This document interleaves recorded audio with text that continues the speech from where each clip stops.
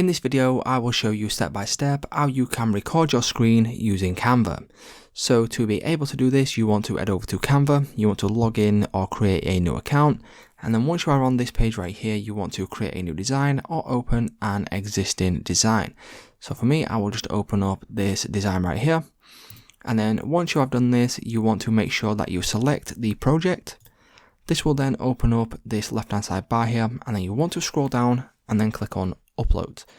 Once we click on Uploads, it will then give you the option to record yourself. So click on the Record Yourself button. You want to now allow any permissions, and then from here what you want to do now is, if you are wanting to record whatever's on your screen, you can select camera and screen, or you can select screen only. So click on screen and then allow any permissions to allow this to share screen. So if you choose to share window, this will then allow you to choose between multiple displays. So for me, I will select my external monitor, click on share this window, and then from here you will then be able to click on record. And then once you click on record, it will then give you a countdown, and then you can then start recording on Canva.